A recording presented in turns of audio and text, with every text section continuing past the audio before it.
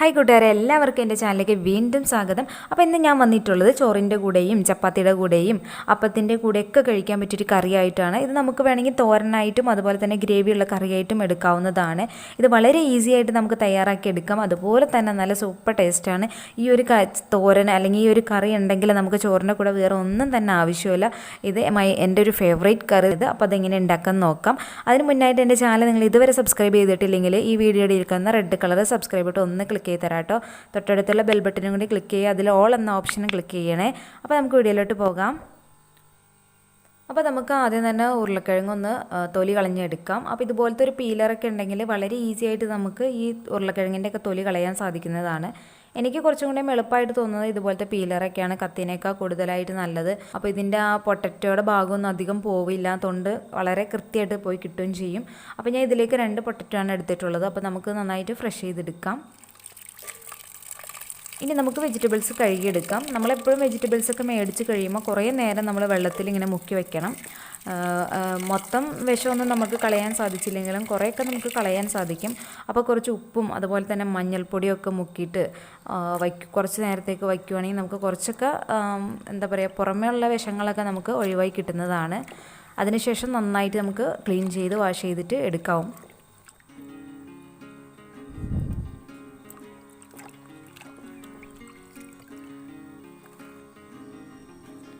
അപ്പോൾ ഞാൻ ഇതിലേക്കൊരു 300 ഗ്രാമോളം ബീൻസ് എടുത്തിട്ടുണ്ട് കേട്ടോ. അതൊക്കെ ഓരോരുത്തരും ഇഷ്ടം പോലെ കറി എത്രയാണോ വേണ്ടത് അതനുസരിച്ച് എടുക്കാവുന്നതാണ്.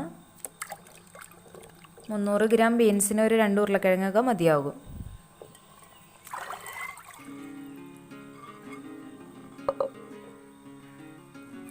ഇനി നമുക്കിത് നന്നായിട്ട് കട്ട് ചെയ്തെടുക്കണം. അപ്പം ഞാൻ ബീൻസ് തീരെ കുഞ്ഞായിട്ടല്ല ഇവിടെ കട്ട് ചെയ്തെടുക്കുന്നത്. ഈ ഒരു വലിപ്പത്തിനാണ് ഞാൻ ബീൻസ് കട്ട് ചെയ്തെടുക്കുന്നത്. അതുപോലെ തന്നെയാണ് ഉരുളക്കിഴങ്ങും കട്ട് ചെയ്തെടുക്കുന്നത്. ഒരേ വലിപ്പത്തിൽ നമ്മൾ കട്ട് ചെയ്തെടുക്കുക. പിന്നെ ഉരുളക്കിഴങ്ങ് വേണമെങ്കിൽ വലിയ കഷ്ണമായിട്ടും കട്ട് ചെയ്തെടുക്കുക കേട്ടോ. അത് ഇഷ്ടമുള്ളവർക്ക് അങ്ങനെ ചെയ്യാം. എനിക്കങ്ങനെ ഒരുപാട് വലിയ കഷ്ണമായിട്ട് ഇടുന്നത് ഇഷ്ടമല്ല. അപ്പോൾ അതുകൊണ്ട് ഞാൻ ബീൻസിൻ്റെ അതേ ഷേപ്പിലുള്ള സൈസിലുള്ള കഷ്ണങ്ങളായിട്ടാണ് പൊട്ടറ്റോ എടുക്കുന്നത്.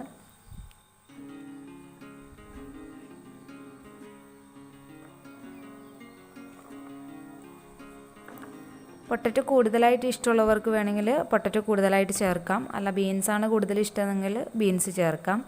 അത് ഉണ്ടാക്കുന്നവരുടെ ഇഷ്ടത്തിനനുസരിച്ചിട്ട് ചെയ്യാം.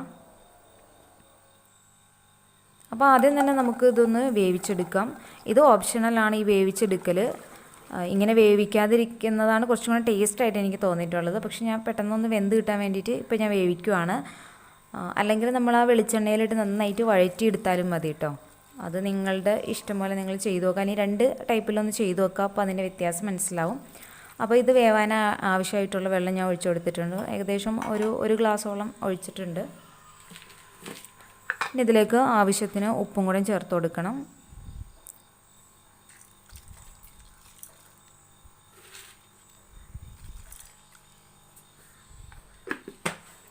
ഇനി ഇതൊന്ന് മൂടി വെച്ചിട്ട് ഇതിലെ വെള്ളമൊക്കെ വറ്റിച്ച് നന്നായിട്ട് നമുക്ക് എടുക്കണം.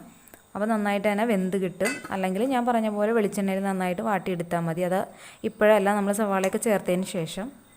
അപ്പോൾ ഇവിടുത്തെ വെള്ളമൊക്കെ പോയി നന്നായിട്ട് വെന്ത് കിട്ടിയിട്ടുണ്ട് നമുക്ക്. ഇനി നമുക്കൊരു പാൻ വെച്ച് കൊടുക്കാം. അതിലേക്ക് കുറച്ച് വെളിച്ചെണ്ണ ഒഴിച്ച് കൊടുക്കണം. വെളിച്ചെണ്ണ കുറച്ച് അധികം ഇരുന്നാലും കുഴപ്പമൊന്നുമില്ല, ടേസ്റ്റായിരിക്കും നല്ല. ഇതിലേക്ക് ഞാൻ 1 സ്പൂണോളം കടുക് ചേർത്ത് പൊട്ടിച്ചിട്ടുണ്ട്. ഇനി നമുക്കിതിലേക്ക് സവാളയോ ഉള്ളിയോ ചേർത്ത് കൊടുക്കാം. അത് ഓപ്ഷനിലാണ്. സവാളയോ ഉള്ളി ഏത് വേണമെങ്കിലും ചേർത്ത് കൊടുക്കാം കേട്ടോ. അപ്പോൾ ഇവിടെ ഉള്ളി കുറച്ചുള്ളൂ, അതുകൊണ്ട് ഞാൻ ഉള്ളി കുറച്ച് ചേർത്ത് കൊടുത്തിട്ടുള്ളൂ. സവാളയ്ക്ക് കുറച്ചധികം ചേർത്ത് കൊടുക്കുക ഉള്ള സമയത്ത്. ഇനി ഇതിലേക്ക് ഞാൻ എരിവിനായിട്ടുള്ള പച്ചമുളക് ചേർത്ത് കൊടുത്തിട്ടുണ്ട്. പിന്നെ ഒരു 3-4 വെളുത്തുള്ളിയും ചേർത്ത് കൊടുത്തിട്ടുണ്ട് കേട്ടോ. കാരണം ഉരുളക്കിഴങ്ങൊക്കെ ഗ്യാസ് ആയതുകൊണ്ട് തന്നെ വെളുത്തുള്ളി നല്ലതായിരിക്കും. പിന്നെ ഇതിലേക്ക് കറിവേപ്പിലയും ചേർത്തിട്ടുണ്ട്. നമ്മളെപ്പോഴും നാടൻ കറികളൊക്കെ ഉണ്ടാക്കുമ്പോൾ ഇതുപോലെ കറിവേപ്പിലയൊക്കെ കുറച്ച് കൂടുതൽ ചേർത്ത് കൊടുക്കുക. ഇതിലേക്ക് ആവശ്യത്തിനായിട്ട് ഒരു സ്പൂൺ മഞ്ഞൾപ്പൊടി. ഞാൻ എപ്പോഴും മഞ്ഞൾപ്പൊടി എല്ലാ കറികൾക്കും കുറച്ച് കൂടുതൽ ചേർക്കാറുണ്ട് കേട്ടോ. പിന്നെ 1 സ്പൂൺ മുളക് പൊടിയും 1 സ്പൂൺ മല്ലിപ്പൊടിയും കൂടെയും ചേർത്ത് കൊടുത്തിട്ടുണ്ട്. ഇനി ഇത് നന്നായിട്ട് കരിഞ്ഞു പോവാതെ നന്നായിട്ടൊന്ന് നമുക്ക് ചൂടാക്കി എടുക്കണം.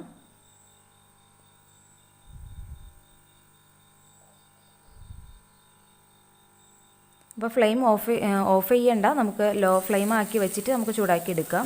ഇനി ഇതിലേക്ക് നമുക്ക് വേവിച്ച് വെച്ചിരിക്കുന്ന കഷ്ണങ്ങൾ ചേർത്ത് കൊടുക്കാം. നമ്മൾ ആദ്യമേ വേവിച്ചത് കൊണ്ട് തന്നെ ഇനി അധികം നേരം നമുക്കിതിലിട്ട് വേവിച്ചെടുക്കേണ്ട ആവശ്യം വരില്ല. നമുക്ക് ആ മസാലയിലൊക്കെ നന്നായിട്ട് പുരട്ടി ഒന്ന് എടുക്കേണ്ട കാര്യമുള്ളൂ. അപ്പോൾ ഞാൻ പറഞ്ഞ മാതിരി വേവിക്കുന്നില്ലാത്തവർ ഈ സമയത്ത് നന്നായിട്ട് കുറച്ചുകൂടി വെളിച്ചെണ്ണയൊക്കെ ചേർത്ത് കൊടുത്ത് മൂടി വെച്ച് കുറച്ച് ടൈം എടുത്ത് ഇത് വെളിച്ചെണ്ണയിൽ വേവിച്ചെടുക്കാം. ആദ്യം വേവിക്കാത്തവർ ഇങ്ങനെയായിരിക്കും കുറച്ചുകൂടി ടേസ്റ്റ്. പക്ഷെ ഞാൻ സമയം ലാഭിക്കാൻ വേണ്ടിയിട്ട് അന്നേരം വേവിച്ചെടുത്തുന്നുള്ളൂ. ഇനി ഇത് നന്നായിട്ട് ഈ മസാലയൊക്കെ ഇതിലേക്ക് യോജിപ്പിക്കണം. ഇനി ഇതിലേക്ക് നമുക്ക് ഒരു തക്കാളി ചേർത്ത് കൊടുക്കാം കേട്ടോ. നന്നായിട്ട് പുളിയുള്ളതാണെങ്കിൽ ഒരെണ്ണം മതി, അല്ലെങ്കിൽ 2 തക്കാളി ഇതിലേക്ക് അരിഞ്ഞ് ചേർത്ത് കൊടുക്കാം.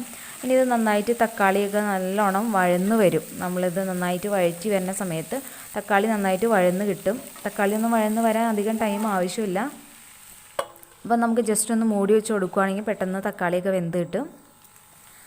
അപ്പോൾ നമ്മുടെ കറി ഇവിടെ റെഡി ആയിട്ടുണ്ട്. ഇത് ഞാൻ കണ്ടല്ലോ, വളരെ ഈസിയാണ്, അതുപോലെ നല്ല ടേസ്റ്റുമാണ്. ചപ്പാത്തിക്കാണെങ്കിലും ചോറിനാണെങ്കിലും എന്തിൻ്റെ കൂടെ വേണമെങ്കിലും കഴിക്കാം. അപ്പോൾ എല്ലാവരും ട്രൈ ചെയ്ത് നോക്കാം, എന്നിട്ട് ഫീഡ്ബാക്ക്സ് അറിയിക്കുക. ഇനിയും ഇതുപോലുള്ള വീഡിയോസായിട്ട് വീണ്ടും വരാം. അതുവരെ ഓക്കെ, ബൈ, താങ്ക്